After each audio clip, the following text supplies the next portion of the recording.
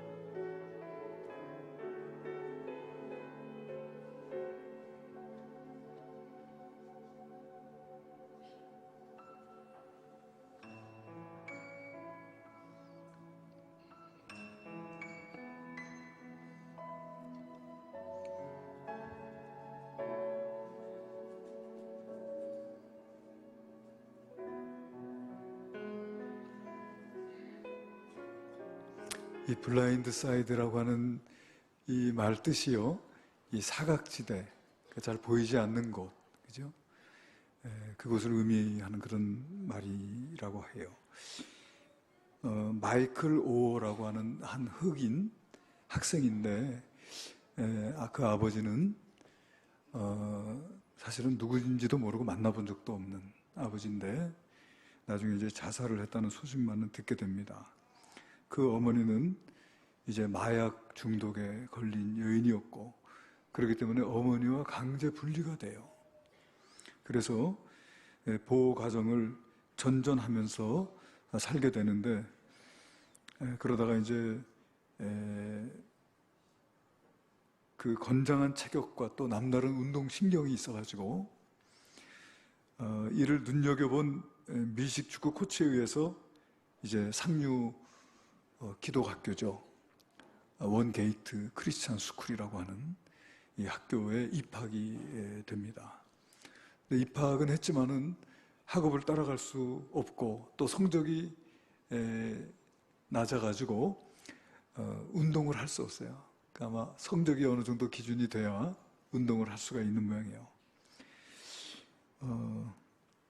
그러면서 이제 그 자기를 보호해 주었던 집에서조차 더 이상 살 수 없게 된 이 마이클이 이제 학교 무슨 체육관 이런 데서 잠을 자면서 이제 하루하루 버티는 그런 삶을 살게 됩니다.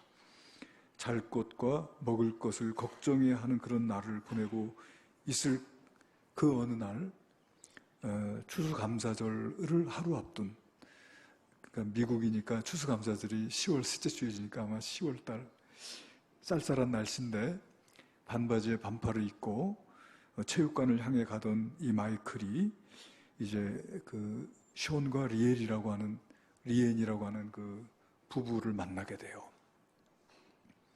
그래서 이제 너 어디 가냐, 이 밤에 너 잘 곳이 있냐? 잘 곳이 없다고 하니까 그럼 우리 집에 가서 자자.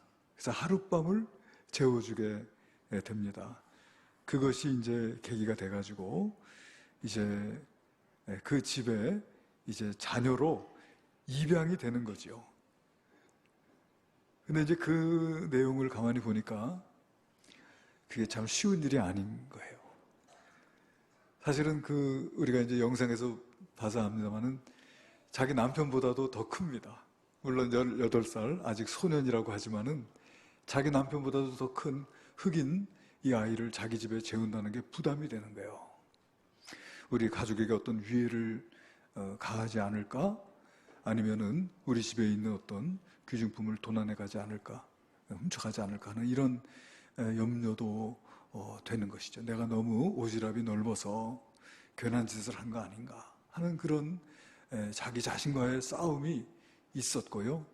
그 다음에 이제 주변에서 사람들이 이렇게 백인 가정에서, 상류층 백인 가정에서 흑인 아이를 입양하는 것에 대한 여러 가지 무슨 백인으로서의 어떤 죄책감이나 또 죄의식을 가지고 있는 거 아니냐, 또는 그렇게 큰 아이를 입양하면 큰 딸도 있는데 여러 가지 곤란한 상황이 벌어질 수도 있지 않겠냐 하면서 온갖 그 편견과 또 비웃음과 비난의 그런 소리와 또 맞서야 됐고요. 또 이 딸도 말이에요, 학교에서 여러 가지 아이들의 비웃음과 조롱에 섞인 소리들, 정말 들을 가치도 하나 없는 그런 말들을 많이 들어야 됐다고 그렇게 이제 영화에서 말하고 있는데요. 정말 좋은 일을 하면서도 이렇게 많은 이야기들을 듣는구나 하는 것을 영화를 보면서 느꼈어요. 여러분, 비난받기를 두려워하면 아무 일도 할 수 없어요. 믿습니까? 네. 비난받기를 두려워하면 안 돼요. 아무리 좋은 일도요, 다 비난하는 일들이 있더란 말이죠. 그래서 이 여주인이죠, 리엔이라고 하는 이 여인은 자기가 고작 하룻밤을 재워주면서 이 아이를 의심하고 또 두려워하는 자기 자신의 모습을 부끄럽게 여길 줄 아는 그런 심성을 가진 그런 사람이었습니다. 그리고 그 우려를 하면서 하룻밤을 재워줬는데 어떻게 하고 있을까 하고 이제 내려가 보니까 이 아이가 자기가 잠잤던 그 침구를 반듯하게 개놓은 거를 보는 거예요. 그걸 보면서 이 아이가 참 순수하고 괜찮은 아이구나 이런 생각을 하게 되고요. 또 이 아이를 이제 자기의 자녀로 입양하게 됩니다. 그리고 이제 이 아이가 성적이 올라가서 이 아이는 운동을 잘하니까 성적이 올라가야 운동을 할 수 있어요. 이 아이가 성적이 올라갈 수 있도록 배려를 해주고 자기의 능력을 개발할 수 있도록 그렇게 도와주고 그렇게 해서 이제 성적이 향상이 되고 또 미식 축구팀에 들어갈 수 있게 되고 그리고 이제 날마다 실력이 향상되는 가운데 또 이 부부가 정말 정식으로 법적인 보호자가 되겠다. 정식으로 자식으로 입양을 하게 됩니다. 평생 가족을 가져본 적이 없는 청년, 그런데 그에게 기꺼이 엄마가 되어주는 것이죠. 사람들이 이야기를 하는 거예요. 정말 그 아이, 그러니까 이 흑인 아이의 인생을 바꾼 것이 아니냐. 그렇게 이야기를 할 때 이 리엔이라고 하는 여인은 이런 말을 합니다. 우리가 이 아이에게, 그러니까 마이클이라고 하는 이 아이에게 준 것보다도 이 아이에게 우리가 받은 게 더 많다. 정말 우리는 성공한 가정이고 아무런 부족함이 없는 것처럼 살았지만은 정말 우리에게 부족한 것이 무엇인지를 발견하게 되었고 이 아이는 그것을 채워주었다. 마치 퍼즐 맞추기처럼 마지막 퍼즐을 채워준 것이 아닌가. 그래서 이 아이가 이제 학업 성적이 오르고 또 미식 축구팀에 들어가고 이렇게 하면서 이 아이의 실력이 점점 이제 나아지는 가운데서 정말 그 대학교에서 이렇게 스카우트 섭외가 들어오고 많은 대학교에서 스카우트 섭외가 들어오고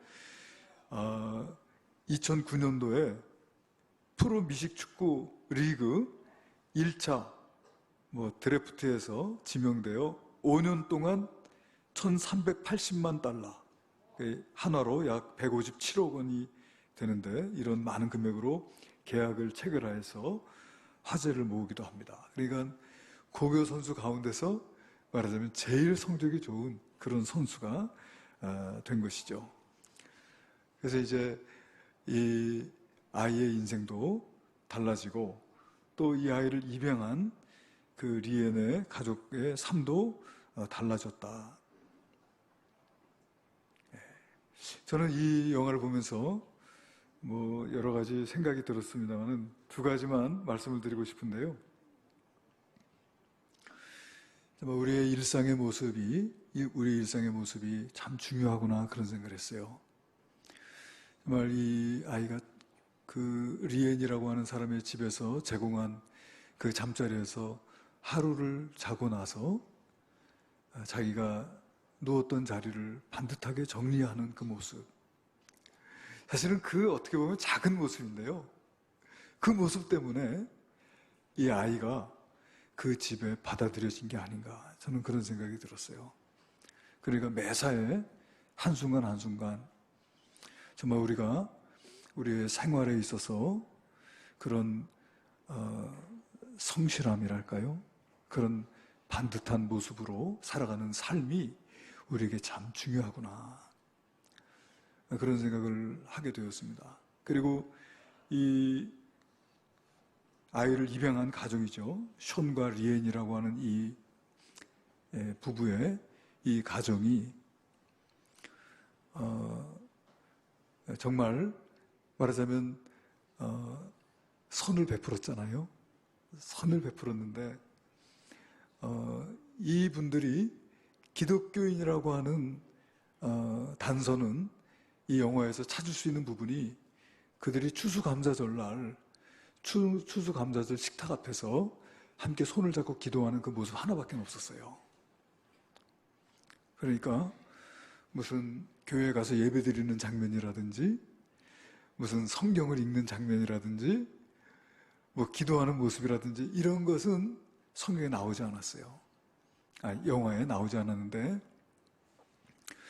이분들은 그런 그 기독교적인 어떤 가르침과 그 정신에 의해서 살아가고 있구나 하는 것을 느끼게 된 거예요. 그러니까 외형적으로는 이 사람들이 기독교인이라고 하는 것을 우리가 찾아보기 힘들었지만 그들의 삶에 있어서 그들은 성경적인 가르침으로 살았구나 하는 그런 생각을 하게 됩니다. 오늘 우리가 이제 주님 몸된 교회 나와서 예배드리고 또 교회에서 여러 가지 봉사하고 또 우리가 헌금 생활하고 굉장히 중요한 믿음 생활이지만은 우리가 이제 교회를 떠나서 우리의 가정에서 우리의 직장에서 우리의 삶이 성경적인 가르침을 따라 순종하는 삶이 되어야 될 줄로 믿습니다. 그와 같은 이 신실한 기독교 가정을 통해서 정말 그 결손 가정, 그러니까 불우한 환경 속에서 자라서 그의 친구들은 그 폭력 조직의 싸움에서 살해를 당했잖아요. 그 어떻게 보면은 이 아이의 운명도 정말 그런 불우한 환경 속에서 죽임을 당할 수밖에 없는 그러한 환경이라고 할 수 있거든요. 그런데 이 아이가 그로부터 변화된 삶을 살았다. 참으로 귀한 일이 아닌가 그런 생각이 들어요. 또 하나는 저희들을 이야기를 하려고 합니다. 왜냐하면은 저와 여러분도 이 마이클이라고 하는 이 흑인 아이와 다를 것이 없는 자들이죠. 우리도 죄와 사망에 매여 영원히 죽을 수밖에 없는 자들이었다고 하는 거예요. 믿습니까? 예, 수고하고 무거운 짐을 지고 우리가 그 짐을 어디다 내려놔야 될지 알지 못하고 정말 그 길을 잃은 양과 같이 유리하면서 거할 곳을 찾지 못하는 그런 모습이 바로 우리들의 모습이라고 하는 것이죠. 그런 저와 여러분을 위해서 찾아오신 분이 계세요. 누구세요? 바로 예수님이시죠. 우리가 지난 성탄절을 보냈습니다마는 바로 이 성탄이 여러분 마태복음에 보니까 예수님의 이름이 2개라고 했어요. 예수님의 이름이 2개예요. 마태복음 1장에 하나는 뭐예요? 예수예요. 이는 그가 자기 백성을 그들의 죄에서 구원할 자이심이라. 할렐루야. 그게 예수라는 이름의 뜻이에요. 또 하나의 이름이 뭡니까? 할렐루야. 예. 뭐라고요? 예, 임마누엘.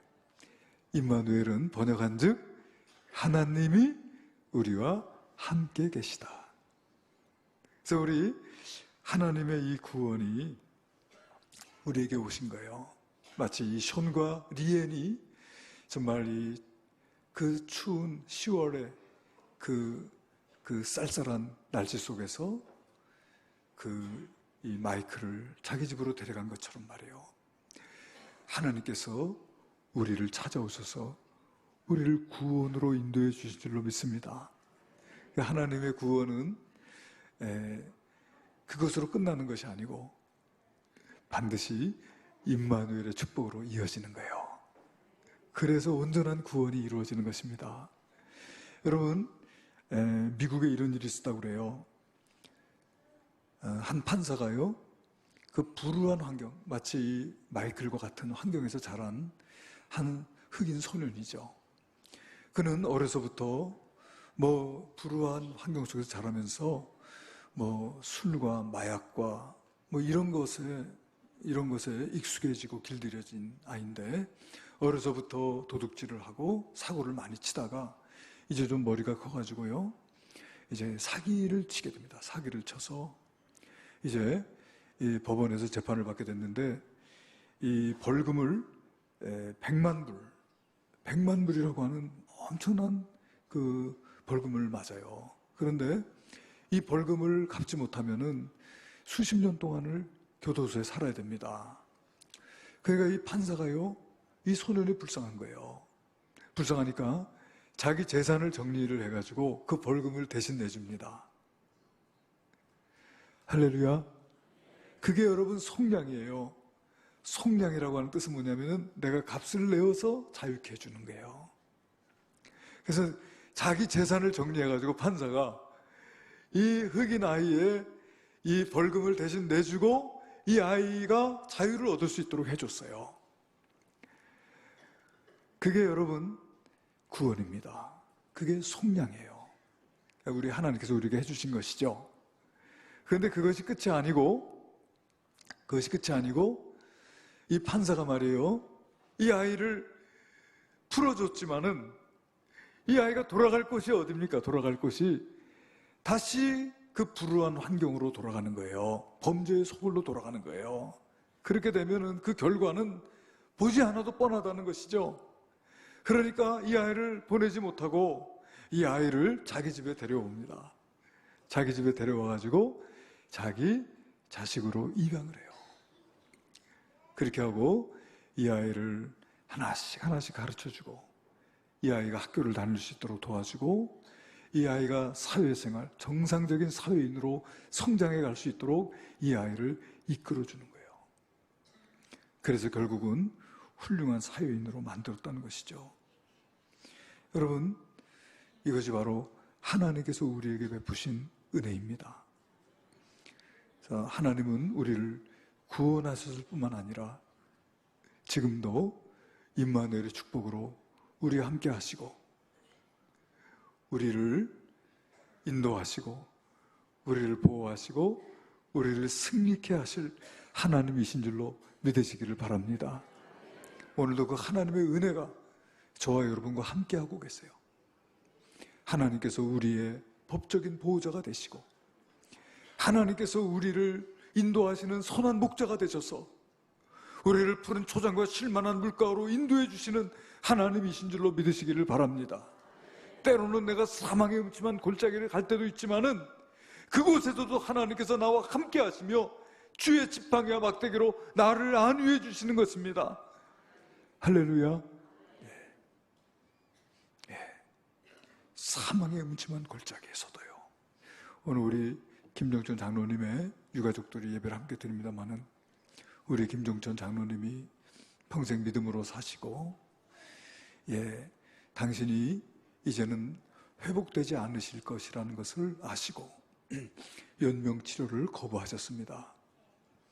그리고 나는 주님께 간다. 그렇게 주님 앞에 가기로 작정하고 기도하시다가 하나님의 부르심을 받으셨습니다.